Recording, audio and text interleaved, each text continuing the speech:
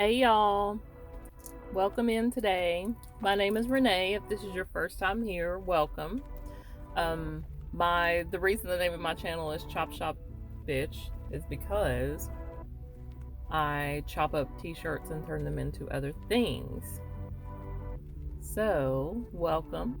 And if you're a regular here, then you already know what time it is. So what I'm bringing y'all along for today is my maker swap with Sophie of the Dolphina Collective. We're doing a maker swap and we both sew, so we'll both be doing sewn items. And she lives in Canada. She likes 80s rock.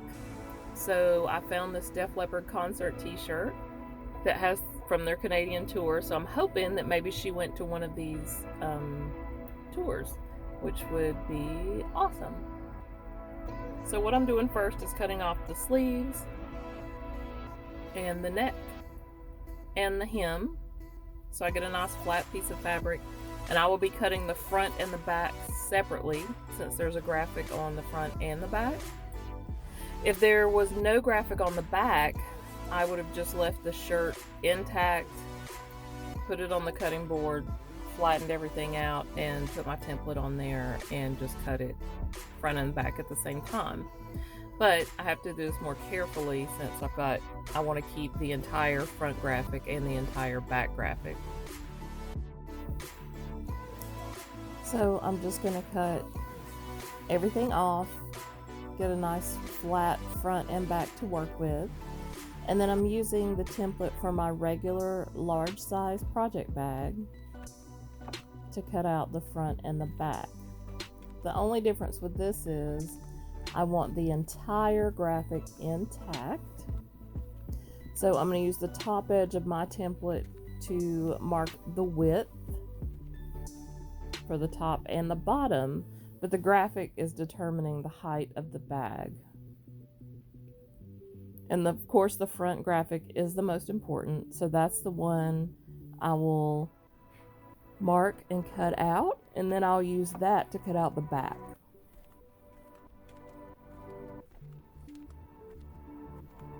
And all I did was make little corner marks, and then I just eye it and cut it.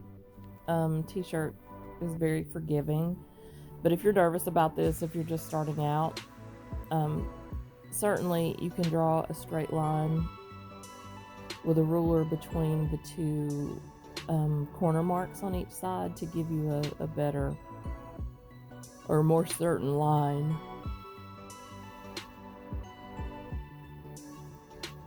So you don't have to eye it if you don't trust yourself doing that. But like I said, t-shirt's very forgiving. It's not so much a big deal. There is a killer graphic, as you just are now seeing on the inside. Instead of a regular t-shirt tag, it has Def Leppard's logo. So what I will be doing is cutting that out and using it for the zipper tabs, which I think will give a really fun look to this. And I'm never wrong. Tee-hee. I have stuff in my mind all the time that I think is going to be amazing. And then when I make it, not so much. But it's okay. You just try it and move on. All the ideas. You have to try all the ideas. And you can see I've laid my front that I measured down onto the back graphic centered, and now I'm cutting the back out so they will be the same size.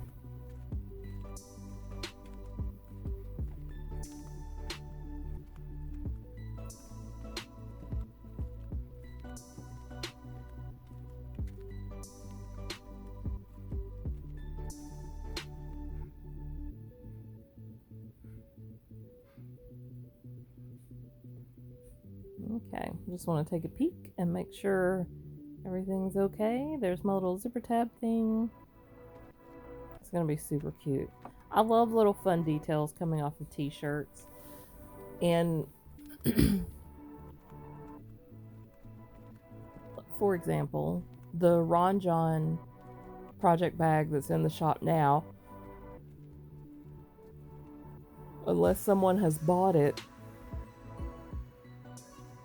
at the time you're watching this, which who knows when you'll be watching this. But I had a Ron John project bag from a thrift store, Ron John t-shirt from the 80s. And they always have a small, cool graphic on the front, and then this huge, killer, colorful graphic on the back. And if it's a long sleeve shirt, they'll have beautiful graphics down both sleeves. If it's a short sleeve shirt, then usually it'll be like the Ron John logo on one of the sleeves. But there's always little details. So I like to mix those in. Different parts of the items. I'm not always making a project bag, but if it's a baby onesie, those are always, you know, like you can put a fun part of the graphic on the crotch and on the sleeves. If you're doing a matching hat, you can use, you know, a sleeve logo for the hat. There's always lots of fun applications for all the little things. And you can see here, I've cut off the hem of the shirt to make the handle. So I got all my pieces over to the ironing board. And what I need to do now is do the fusible interfacing.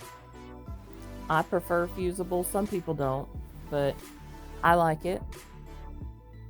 And so what I've got to do, because you can't hit the vinyl that's on the front of the shirt, because this is a vinyl graphic, because you'll ruin the graphic. It will melt the graphic. You will also ruin your iron in the process. So what I'm doing is just pressing the edges of the t-shirt that don't have a graphic on it to the fusible web, the fusible interfacing, and then I will flip it over and press from the fusible interfacing side to the back of the front and back pieces, and I'll get a nice fuse as well as a nice press on the shirt to get all the wrinkles and stuff out.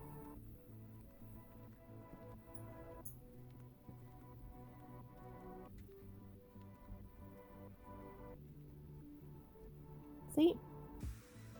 Pretty sweet. Okay, so now I'm cutting my little notches out of the bottom of the front and back. Here's my lining fabric. And the notches are actually to make the box bottom so the bag will set up. And I use my front and back pieces to cut out the lining. So here you see that I have a sleeve for the pocket, which I thought would be a fun detail on the inside. I'll sew it in and then actually sew a straight stitch down the center. So it'll actually be 2 medium-sized pockets instead of 1 large pocket. So that'll give room for stitch markers, scissors, crochet hooks or needles.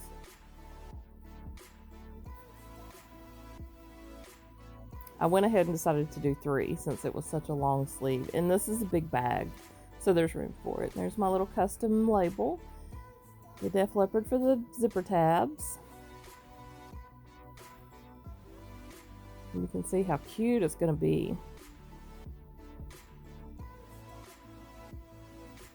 Okay, so the way that I do my bags is I sew the back and the lining piece that has the pocket on it first with the zipper sandwiched in between. That's how I keep all of my bags consistent, with the handle being on the left side if you're facing the bag. And it also has the pocket on the back of the bag when you unzip it, which is just what I prefer. And you certainly don't have to keep consistency within your bags, not at all. And I'm not OCD. I just like I'm the opposite of OCD. I'm no CD. But I prefer for a project bag to have the pocket to the back of the bag. I just like it better. I like to have the yarn closer to me. So that's how I make my bags. And that's all that is. You can do exactly what you want. And there are some people that don't like pockets at all in bags. I don't like pockets in smaller bags because they just get in the way, in my opinion. But so on my small bags, I don't put pockets unless someone requests them. But my bigger bags, for sure, because sometimes For one, it's usually a larger project. Sometimes it'll be 2 projects. If I'm working on 2 small projects at once and I want to have them in the car with me all the time, because I always have a project bag in the car, because you never know when you're going to have to wait for things, and I want to have something to work on. Okay, so now I'm going to top stitch the zipper after I've sewn it in between those 2 pieces, and this keeps the lining fabric down so it doesn't get caught in the zipper when you're zipping or unzipping.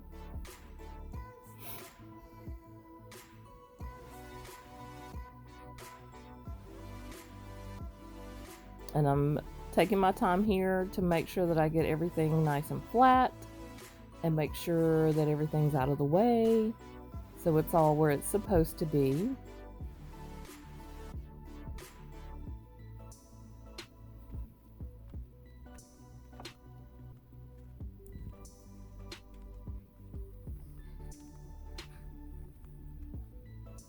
See, nice and clean.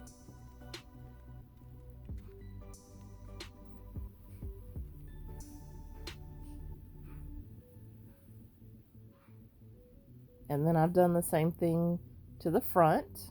I always work from front. Look how cool the zipper tabs are. Ah, so satisfying. And also, I love Def Leppard. I'm going to order another Def Leppard shirt if I can find another vintage one and make me a bag, because this, I love Def Leppard. Was one of my favorite groups. Okay, there's my handle that I made out of the bottom edges of the t-shirt. I'm going to pin it in place before I put everything right sides together and sew up the side seams, just so I know it will be where I want it.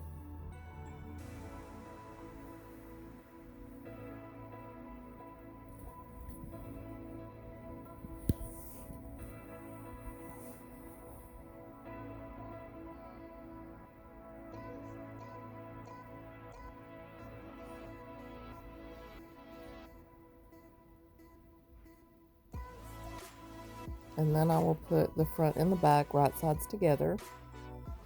And the lining front and the back will be right sides together.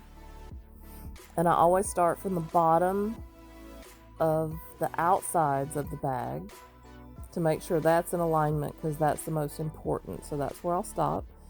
If you sew, you know that the feed dogs sometimes make your fabric feed unevenly, and it tends to worsen towards the end of the seam. So I want to start with the outside of the bag, which is going to show, which is obviously more important that it's straight. So I always start with the outside of whatever it is that I'm making, and the lining gets the leftovers, so if anything's askew, it'll be on the inside of the garment or the bag, whatever it is that I'm making. I just love this lining fabric. It's from an actual bandana. I bought 2 bandanas that match the colors of the album, or the album that's on the tee. And I love how it looks.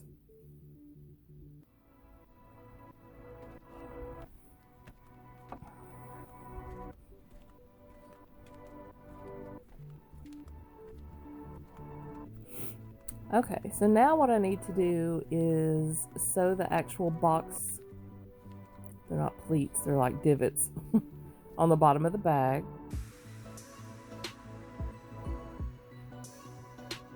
And you do the same thing to the outside pieces and the lining pieces. The only difference is when you're closing up the bottom, on the lining you're going to leave an opening. I leave a larger opening because I don't want to stretch the fabric as I'm turning it right sides out. So especially if the outside of the fabric is thicker, then I'll leave an even larger opening to turn it through.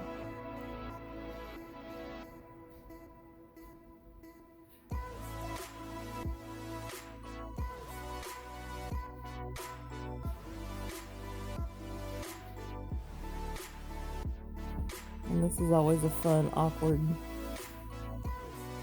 to sew when you're making the bag 3D. It goes from a flat object to a three-dimensional object. But you just do it. You just make the things do what you want them to do. Whenever I'm teaching someone to sew, a common misconception is the sewing machine does everything for you. It does the work for you as far as the sewing, but you have to make the fabric do, what you want it to do. You can't just close your eyes and hope. You just have to take control of the situation, which is easier when you're comfortable with your machine. So just keep practicing and just keep sewing, and it'll get easier and easier with time. And you'll learn your machine and learn what to do to manipulate the fabric while it's being sewn by the machine. I've been sewing since before I started kindergarten, so the sewing machine was just an extension. And I've had tons of sewing machines. I learned on an antique sewing machine, my mom's incredible sewing machine, which is beautiful. But I've had everything from like the basic brothers from Walmart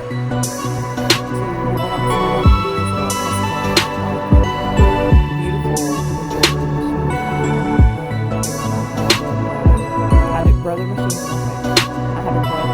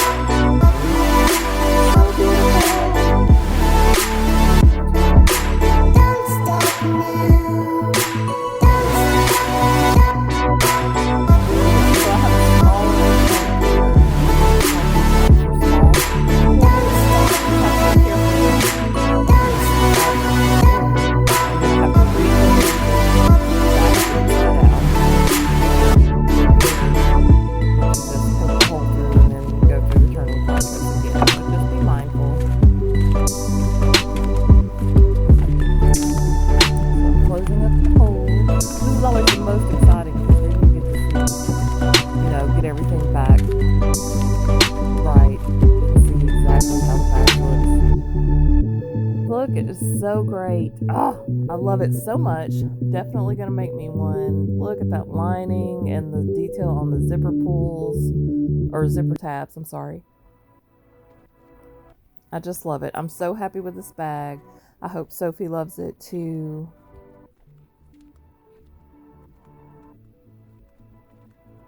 It's just so great. Well, I've enjoyed y'all being with me to sew. I hope y'all have a great day. And if I inspire anything, please tag me on Soch.